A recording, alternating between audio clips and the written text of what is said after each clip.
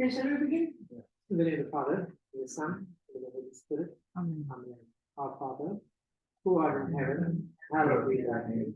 Thy kingdom come, thy will be done, on earth as it is in heaven. Give us this day our daily bread, and forgive us our trespasses, as we forgive those who trespass against us. And lead us not into temptation, but deliver us from evil. In the name of the Father.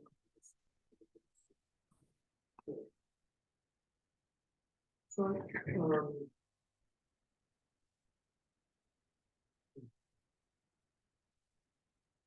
now we are starting with the part. You would remember that, can you go to the next slide? Yeah.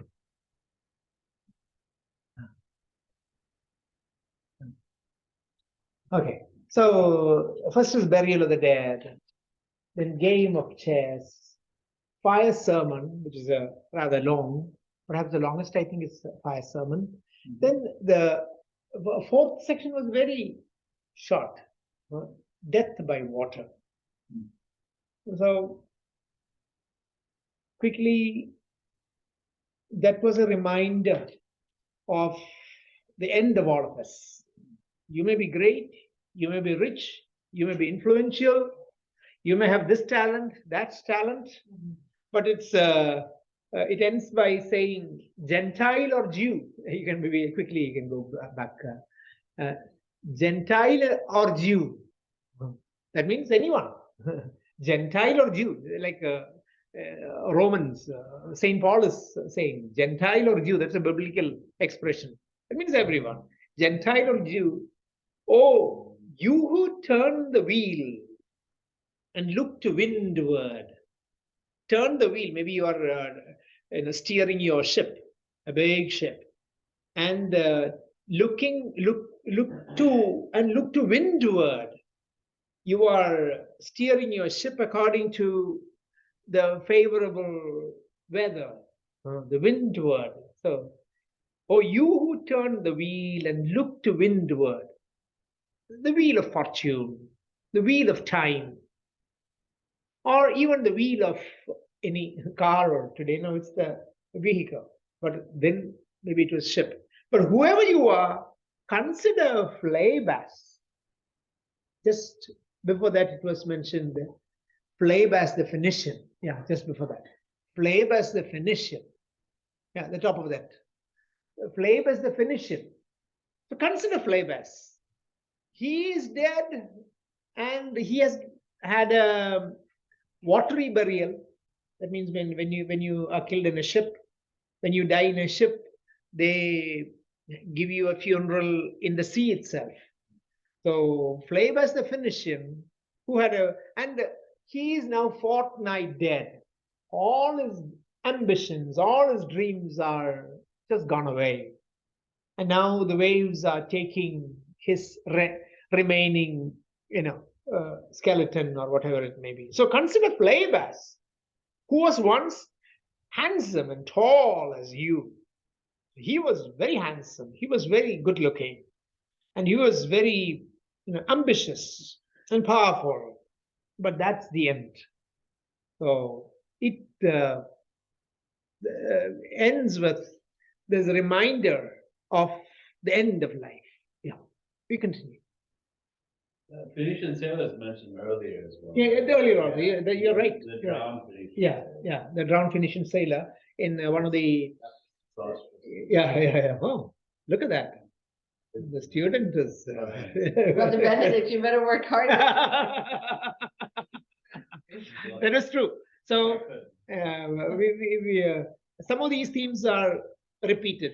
The tarot cards, Phlebas definition in one of the tarot cards.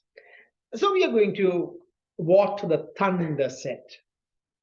Actually, the meaning of this will come a little later in this part. What is the thunder? What is the thunder saying? It is how Prajapati, the creator, the chief god speaks through thunder. So that's the solution, or that is the conclusion of the poem. What the solution to what is the reprieve? What is the solution that is prescribed for this, in a way, this curse on the wasteland? How can you come out of this wasteland? What is the solution? So for the past, the whole poem is about the curse, and the whole land is suffering from this curse.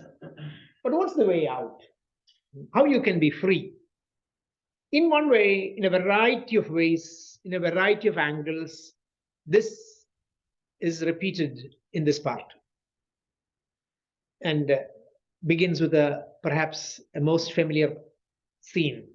After the torchlight red on sweaty faces, after the frosty silence in the gardens, after the agony in stony places, the shouting and the crying, prison and palace and reverberation of thunder of spring over distant mountains. What are these things? Because the picture it's clear. But otherwise, yeah, come on. Yeah, the torchlight, Judas Iscariot, accompanied by a band of soldiers and a big rabble. He comes forward, torchlight, and they show the torchlight seeking for someone, and they all come and confront Jesus. So after the torchlight red on sweaty faces, sweating what? Blood. So sweaty faces, of course, one face is maybe blood is sweating. The other, maybe the disciples half sleepy there. So after the torchlight red on sweaty faces, after the frosty silence in the gardens, so we are saying that the heaven was silent. Even my God, yeah, if it is, that's later, but still the heaven was silent. The frosty silence in the gardens. In one way, it's not so silent. He was crying aloud, he was praying aloud, but the followers were silently sleeping. Anyway, frosty silence can be silence of the Almighty. Even when the only Son is suffering, the Father is silent. There is no response. After the frosty silence in the gardens, after the agony in stony places, and that night he was, tortured on the pillar, on the stony agony in the stony places. So there's all these suffering, pain. So the stony place is he was taken to Caiaphas, the house of Caiaphas, then later to Pilate, and he was tied and he was beaten up, and they ridiculed him. After the agony in stony places, they made a crown of thorns, and prison and palace. So prison, maybe that night they put in prison, then taken to the palace of Pilate. Prison and palace and reverberation of thunder. I still remember how that famous film ends. Which one? Any idea? With the thunder and rain and a big healing after the crucifixion. Ben-Hur. The Ben-Hur. Have you watched? Yeah. Yeah. I watched a similar movie. Yeah. Uh-huh. Similar movie where after Jesus died, there is healing. Yeah. No. Ben-Hur is that way, no? Ben-Hur, Judah Ben-Hur. Jesus is in one way. Jesus is not shown in the whole movie. It's a very famous movie. Until there's the Titanic came, that was the highest scoring Oscar. Ben-Hur was. In so many. Ben-Hur is a massive. But then it is about Jesus, but Jesus is not there in the film. That's the beauty of it. Jesus is not there. So there's a lot of discussion is there on how the film where without showing Jesus, Jesus becomes the most powerful presence there. So end of it also, like Ben-Hur, Judah Ben-Hur, his mother become leper. His sister is also a leper. Then he escapes from this galley slave, ship, and then he comes and then he discovers that this rich man, they are in a God-forsaken place, maybe in a like a cemetery or something. But he goes and brings them, and then he realizes that there is a healer, famous healer living. So he takes them and runs. Then he realizes that he is taken for crucifixion. But then with the thunder and rain and all that, but then in that thunder and rain, they are healed. That's how the film ends. That's exactly the scene I saw, but how that's probably a different movie though. Oh, very interesting. Yeah. So, yeah. So thunder, it is mentioned that, yeah. Is there somebody's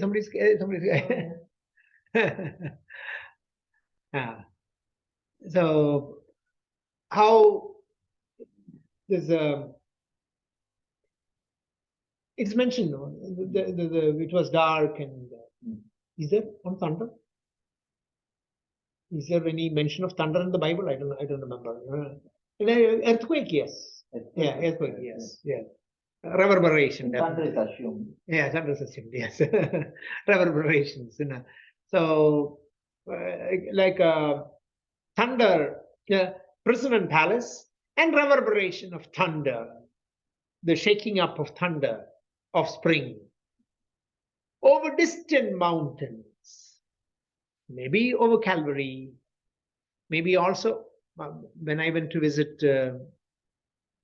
there's a here, that Jerusalem, there's a Holy Land, that where that crucifix, that rock is there, still there. All are different chapels. So somehow I walked around and went to the other side. Then somebody showed me that in that earthquake, there was a split in the rock. Still, but that usually people don't go that way. The other side, perhaps. There's a like a rock is there's a thing, and somebody said that there is a belief that Adam was buried, and finally the blood went to his skull, and there's a belief that way, There in all the images, even that cross might have it. Oh. Huh? Yeah, it's mentioned in iconography. Oh, iconography. Oh, that way. Yeah, that's a kind of a thing that way. Anyway, so reverberation, the earthquake, that was there. So, as we said earlier, the ninth, earlier in the poem, it was mentioned, no? The muffled sound at the clock when it strikes 9. Yeah. The third hour. So again, here, the death of Christ is of thunder of spring over distant mountains. He who was living. So he is the Lord of life. He who was living. He has been alive. From eternity to eternity. He is life. So he who has been living is now dead. So finally, the living one is dead. And we who are living are now dying. But we are in a journey of death. We are little by little dying with a little patience. That means, no, with a little patience, it's like a quietly dying off completely. Little by little, we are dying. So he who was living, of course, reference to Christ, are now, he who was living is now dead. We who are living are now dying with a little patience. Now, this will continue perhaps a little later, this part. So after all this, what happens? Very interestingly, a repeated after. So maybe the message comes after this death, after this, thunder, reverberation, after. So we are again and again pointed with this after. And perhaps with a break, it will go to the after. So this is not the end. The after is more important. Perhaps we are also saying that the after. So in that way, perhaps what T.S. Eliot said earlier, come to the rock. You remember?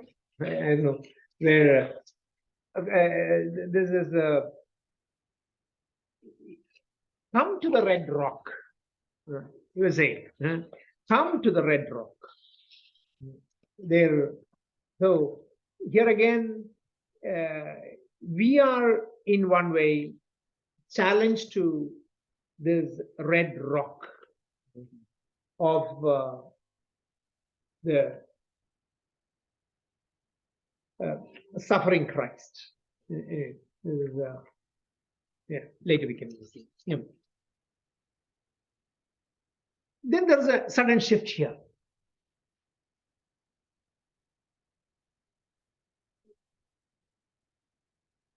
Also, there is something. One is there's a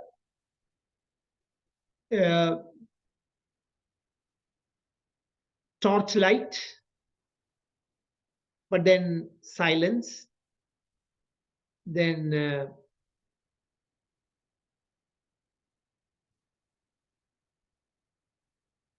shouting, the shouting and crying. There is silence, opposite of which is shouting and crying. So in one way, there are these opposite things also highlighted in this part. Okay, we continue. Here is no water, but only a rock. Rock and no water.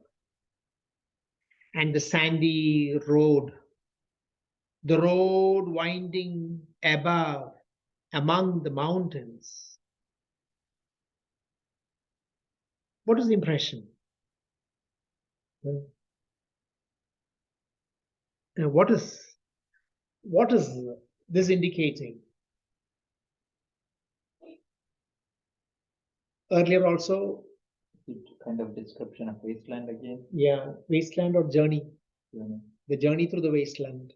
It's also the carrying of the cross. Yeah, can be carrying the cross, but then this is our old the Grail quest, no? The Grail quest. Actually, again we will see that this quest is continuing. Throughout this journey is continuing, looking for the Grail, the chalice, Jesus' chalice. It is kept somewhere.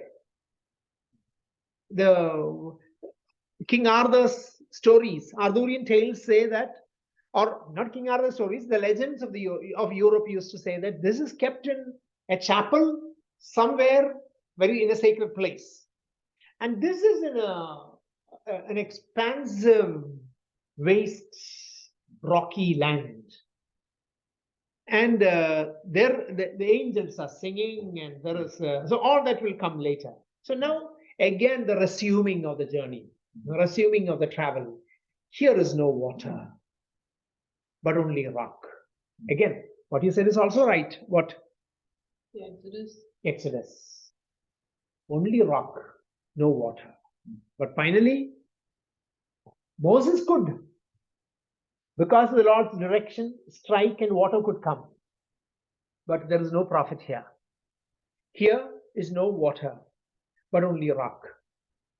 Rock and no water. See how it is repeated. And the sandy road, an extensive road, sandy road, nothing else.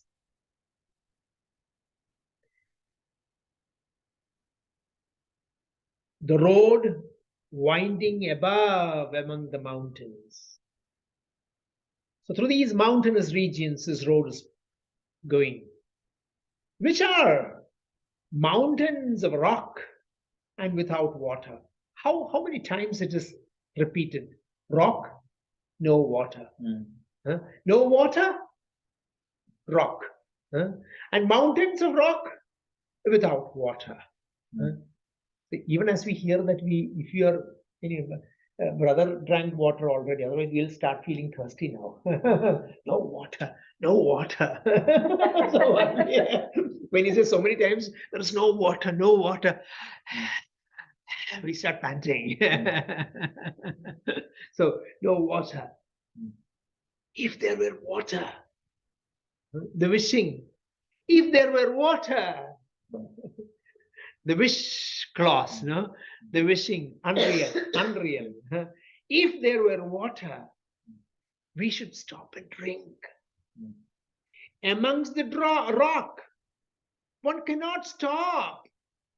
So sometimes you cannot even stop or think. So it is so dry. Sweat is dry. And feet are in the sand. If there were only water among the rock, again, if there were only water among the rock, if only there was a little water. Dead mountain mouth of carious teeth that cannot spit. Mountain mouth, maybe some caves. Carious teeth, decaying teeth, carious teeth. Like a mouth, old mouth, aged mouth that cannot spit. Spitting, though it is little water, it's water at least. Your spit. But this mouth does not spit. It's dry mouth. Here, one can neither stand, nor lie, nor sit. So it is totally, restless. You cannot rest. You cannot even stand quiet. You're forced to move forward.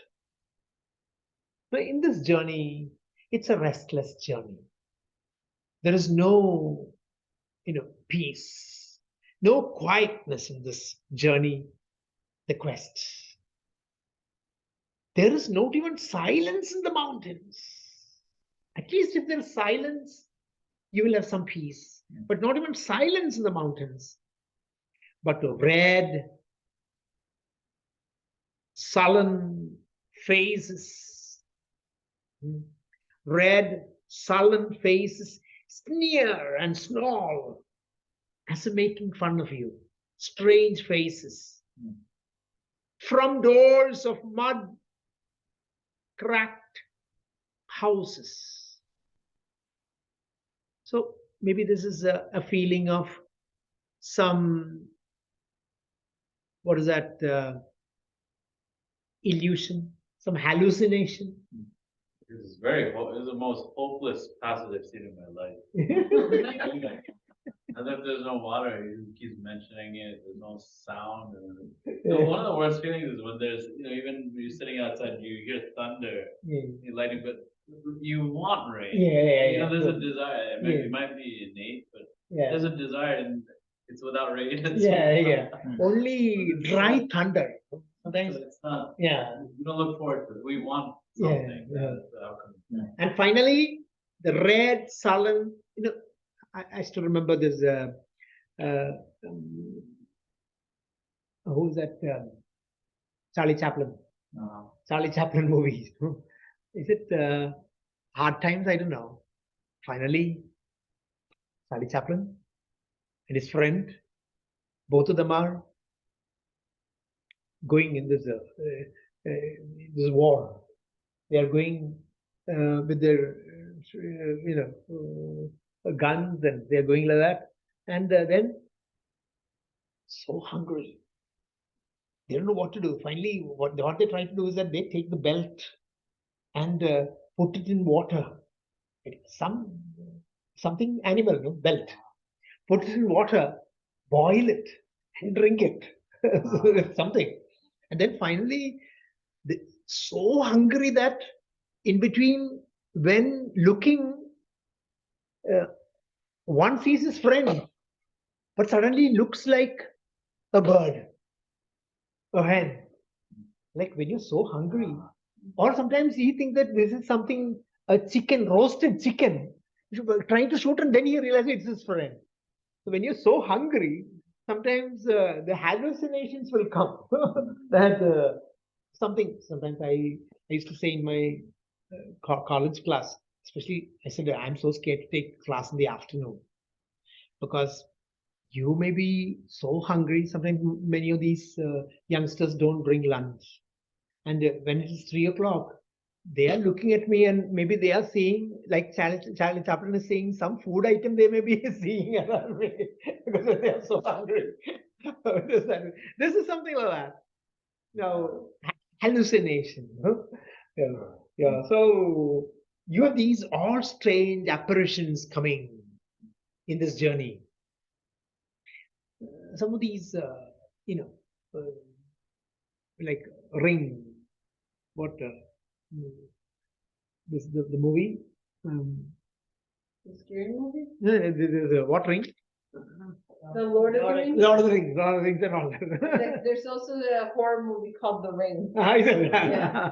The Lord of the Rings and all that. Right? In between, you start seeing different things as Yeah, as you yeah. are in this The journey. Eye of Sauron. Yeah, so, yeah, all that. So in the same way, yeah, there is not even solitude in the mountains. So sometimes these apparitions come, frightening you. But red, sullen faces sneer and snarl from doors of mud-cracked houses. If there were water, if only there was a little water. So the thirst. How many times? How many times? Sometimes the greatest torture is thirsty, not getting water. And the most torturous experience. So this traveler was also, again and again, we are told that the whole wasteland is parched land, thirsty land. And the travelers in quests. And no rock. If there were rock, sometimes there is not even rock, then it's only a sandy, extensive desert. And no rock. If there were rock, and also water, a spring, at least a little spring somewhere, a spring, a pool among the rock. If there were the sound of water only, not cicada, these or cricket or whatever, yeah, these cicadas. They make sometimes cicadas are indication of nearby watery places, but then here there is only these crickets chirping, but no water, not the cicada, and dry grass singing. maybe wind, and when the extensive dry grass, the wind is blowing, there's the sound. So there's all the setting of dryness and dry grass singing. But sound of water over a rock. Where? So what I would like, what we would wish is the sound of water over a rock. How beautiful it would have been if the water splashing over to a rock like that. Huh? And where hermit thrush sings in the pine trees. If only hermit thrush, this bird, hermit thrush, crying, hermit thrush. What is that?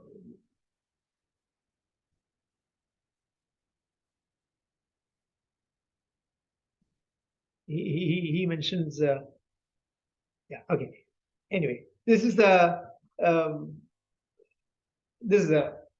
bird in marshy places. I think even in many of the poems, this hermit thrush comes. Hermit thrush, you find them in the sounds you hear in marshy places, indicating the presence of marshy land and water. So hermit thrush sings in pine trees. He's wishing, or yeah, drip, drop, drip, drop, drop, drop, drop. You're imagining all the water falling, but there's no water. But there's no water. You can't have any water. It's just imagination, not reality. Who is that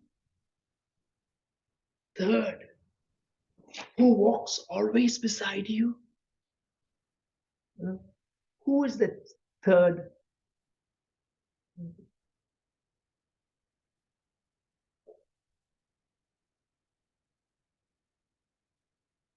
So these lines, especially there's a little commentary from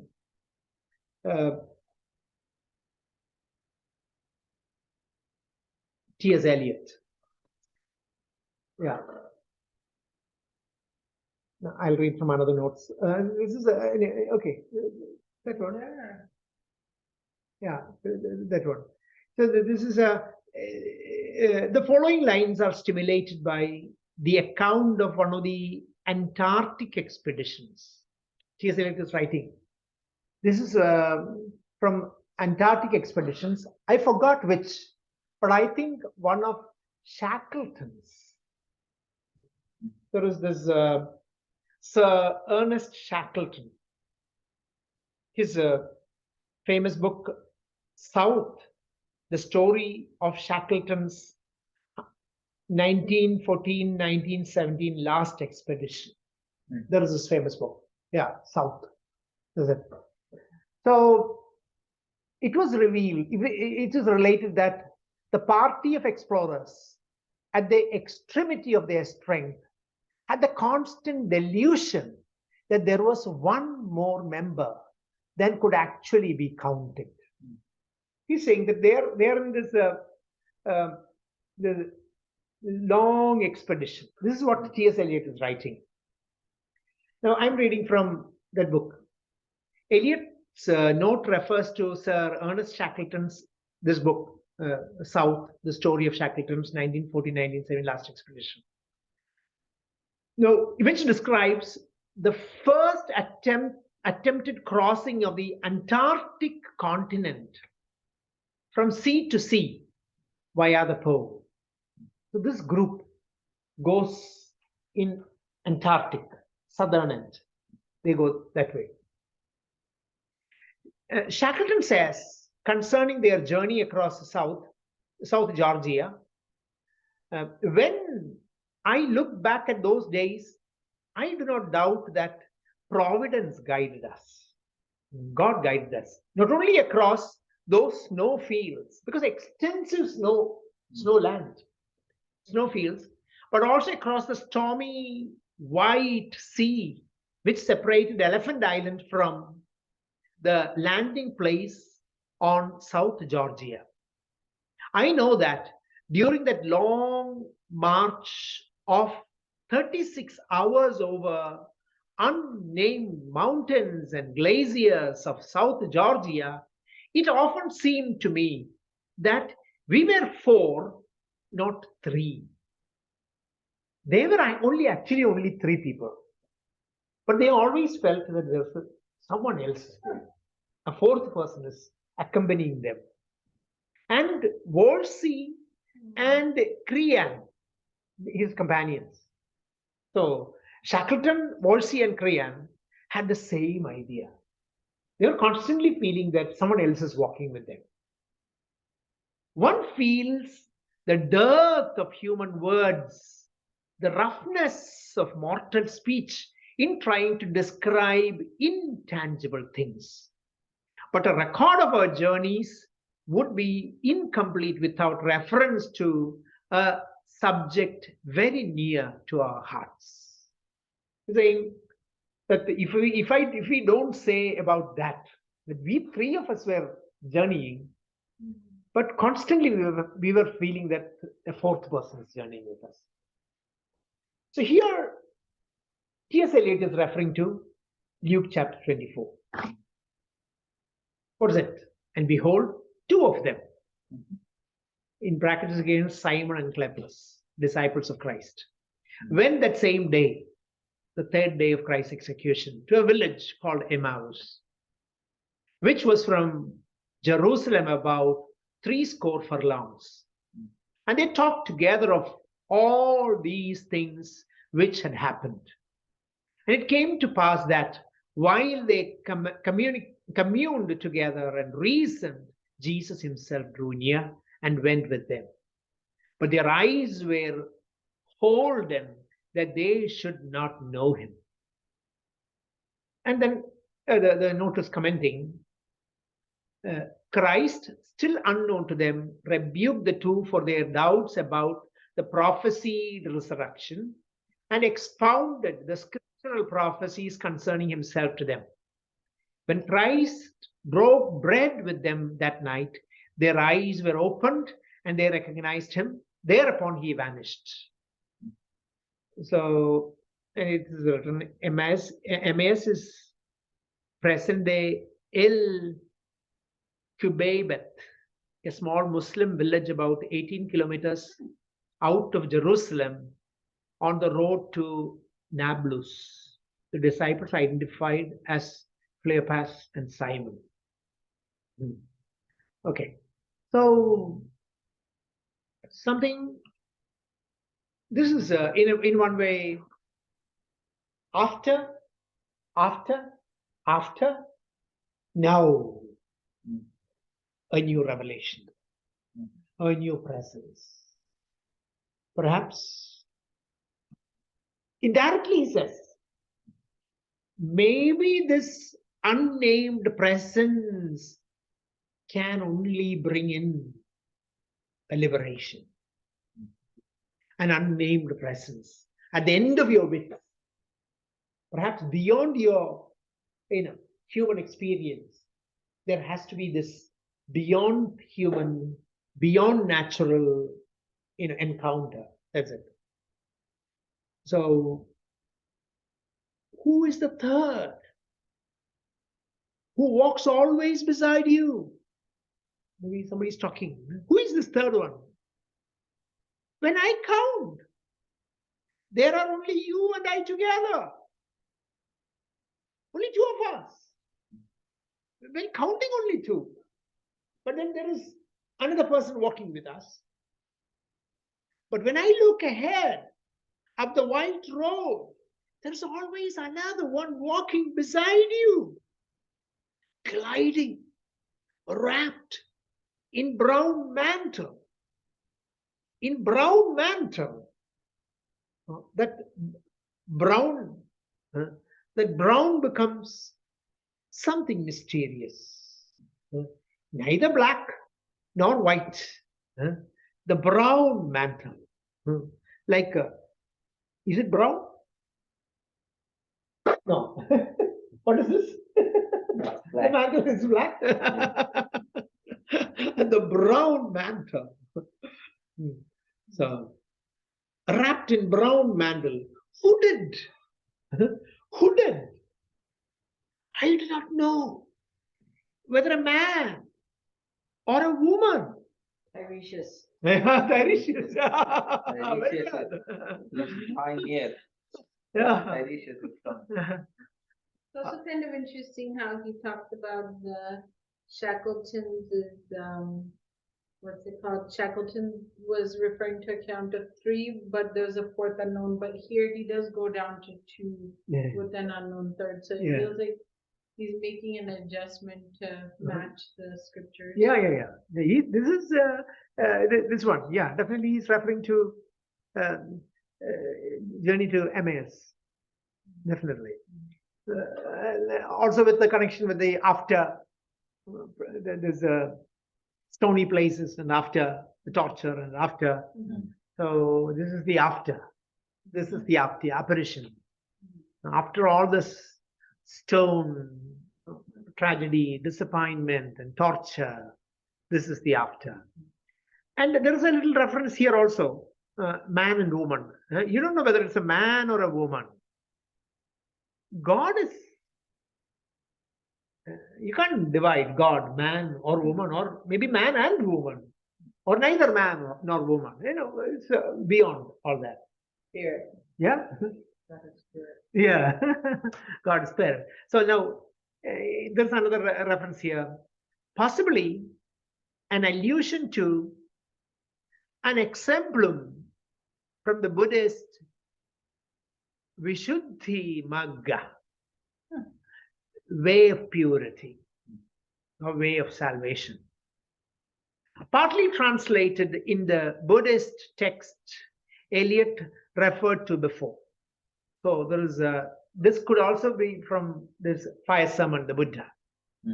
The story is that a certain woman had married into a family of rank, a rich family, but had quarreled with her husband and decked and ornamented until she looked like goddess, had issued forth from Anuradhapura early in the morning.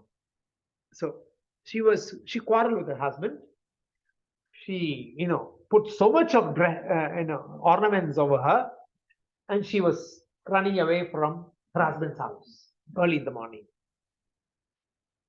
Anuradhapura, and was returning home to her family. On her way, she met the elder. As he was on his way from Mount Chetia to go on his begging rounds in Anuradhapura. So here comes a monk coming down from the mountain, and they go around begging. This mendicant, he's a mendicant monk. He's so early in the morning, and no sooner had she seen him than than the perversity of her nature caused her to laugh loudly. She just laughed at this mendicant monk who started begging early in the morning. He was making fun of him. She's all in ornaments and rich apparel. The elder looked up inquiringly and, observing her teeth, realized the impurity of the body. So looked at the teeth, and the teeth showed the impurity of the body. The teeth, the teeth is also part of the bones, perhaps. That is the only bony part to be seen, perhaps. Impurity of the body. She's so covered with jewels. Yeah. Teeth is visible. And attained the sainthood.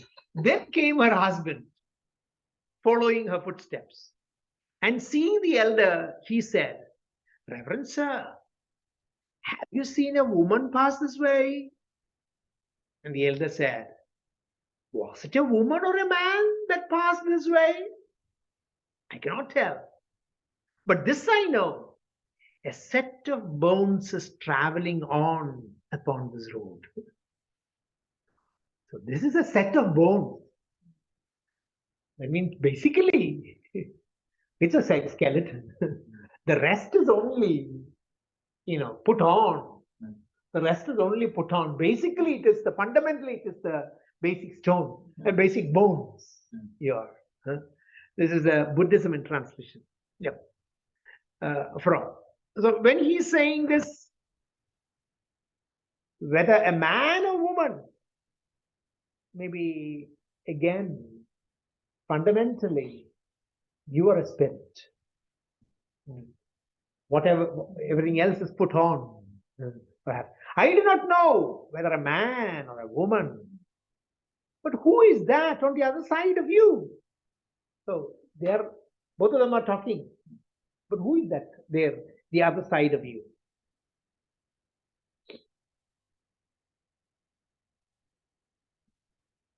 What's that sound?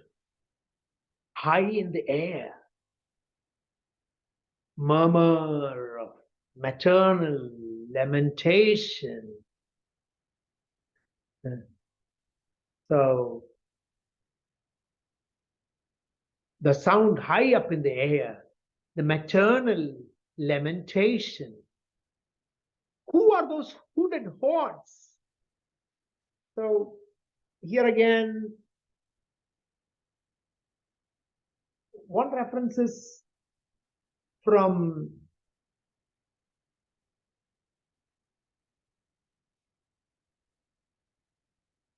Hermann Hesse, famous German, one of his famous, Hermann Hesse's famous story, Siddhartha. Very famous, Siddhartha. One of the very classic things. A sannyasi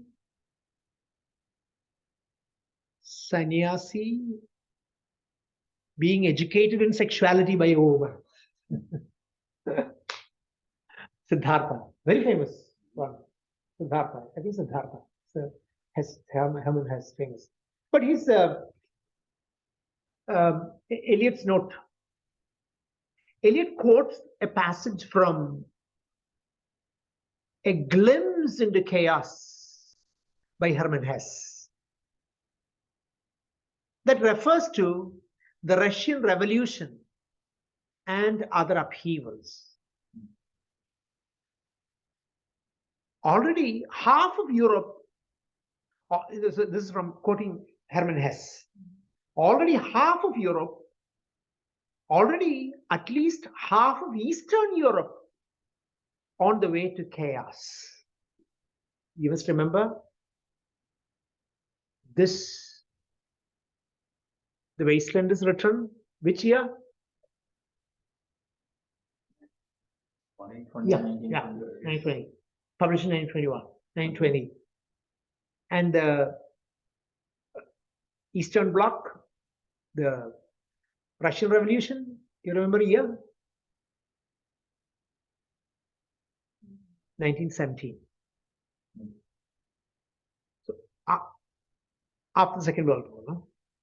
Yeah. No, after First World War. First World War. First World War, I'm sorry. So Russian Revolution.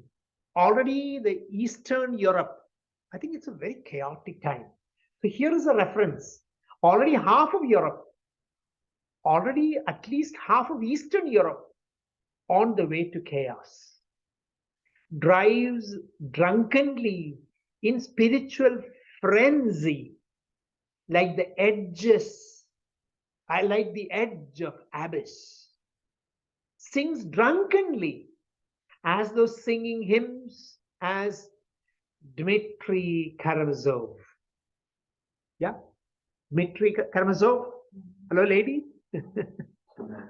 Yeah, Fyodor Dostoevsky's brothers Karamazov. Is it Dmitry's eldest? Is it? Yes, the drunken one. Yeah. So he's a drunken hymns. So Eastern Europe is already singing this drunken singing, like Dmitry. briefly sang, the offended bourgeoisie laughs at the songs, and the saint and the seers hear them with tears. He's writing.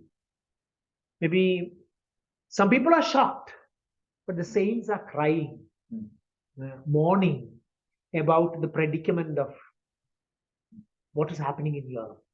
But it's a very pathetic scene. So here is when this is what is that sound high in the air? Murmur of maternal lamentation. There's a famous Irish drama, Riders to the Sea. I think Sing. I think it's Sinch, written as Sinch, but pronounced as Sing. So, Riders to the Sea, there is Moria. This is the Irish, not the Irish Sea. Moria. Moria is the legendary mother, Moria. And there are men at home.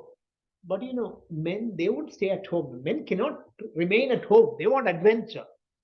So one after the other, they go. So sometimes we say that in every drama, there is a conflict between two powerful forces. Sometimes the conflict is the lifeblood of any drama. Sometimes it could be a man and a man. Or it can be one person and community. Sometimes one person and a nature.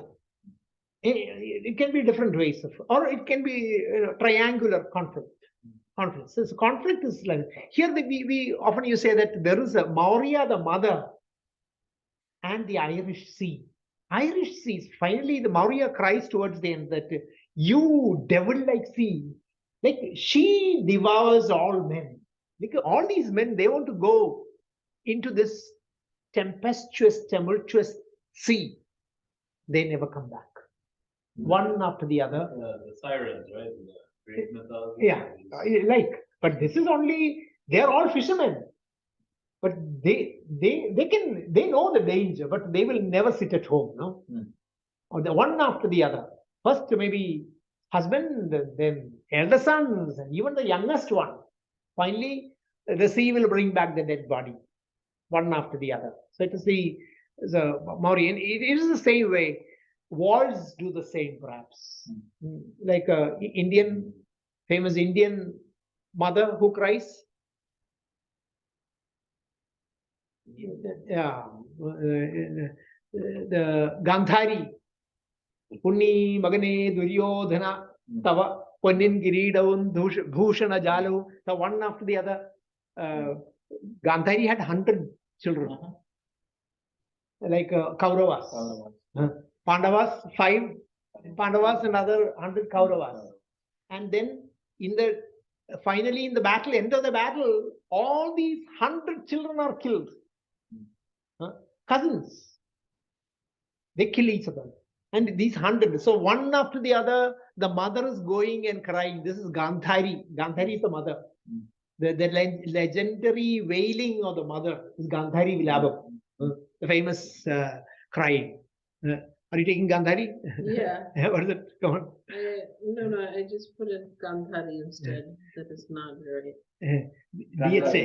Gandhari. Gandhari. She also has her eyes covered. Yes. Yes. Yeah. What is The wife of Dhritarashtra. Dhritarashtra. Goes to show how long it's been since I left India. Look at an Indian woman speaking. Huh? Okay. I used to take Sanskrit classes too. Oh, Most of it. Yeah. The blind king of Hastinapura. Hastinapura. And the mother of 100 sons, the Kauravas, and a daughter. She's usually depicted as with a blindfold, which she wore in order to live like her husband. Yeah. Gandhari Vilabam. Gandhari. So this is any war. Finally, who cries? The wife is left. What to do? Mother is left. Daughters are left. All men go. They fight. They die and kill. And end of life. Imagine all the world wars. So many houses left without men. And, destroying, killing, or, spoiling all the foundations. So what is that sound high in the air? Murmur of maternal lamentation. Who are those hooded hordes swarming over endless plains? Hooded hordes. And another effect of war, what is it? One of the biggest effects of war, conflict. Migrants, refugees, endless number of refugees. So here, who are those hooded hordes? Hordes of people, big crowds of people, hooded hordes, swarming over endless place, like ants or these flies swarming over endless plains, stumbling in cracked earth, ringed by flat horizon only. So it is only the horizon you can see. That means the endless crowd of. So, okay, we will stop here. So he's depicting in a way, there is the symbolic rock and dryness, but also the reality of today, the modern world of war, or the culture is becoming bottomless, and then people becoming refugees and flying, etc. Any quick thoughts before we conclude? Sonia. Yes. Thoughts? Just digesting everything. From the second paragraph in the part 5, the whole second paragraph where they are thirsting and walking. I think the another image comes to mind is the people walking, the Israelite walking. In the desert. And they're 40. Looking for water. Yes. And very true. and there is plenty of rock there, Also. but no water. No water. Very true. And at last Moses strikes strikes the rock. Meribah. But red sullen faces near and snarl. Kind of stuck out in that paragraph. You mentioned some life in that aridness. Any reference then? But red sullen face near and about only what I've read is this some kind of a unreal, hallucinatory, illusory presence.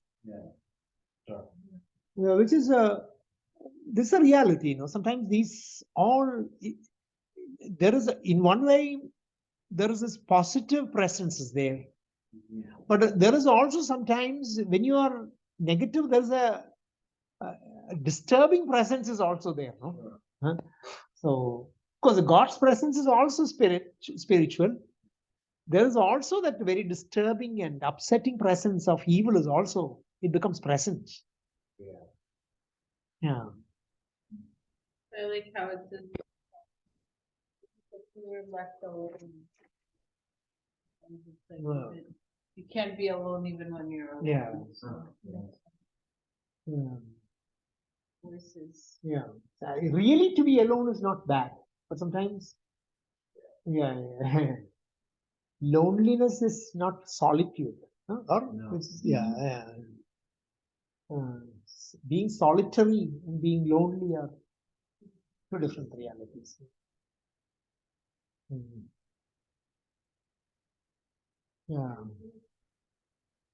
Okay then, Sonia. Bye. Good night. Good night.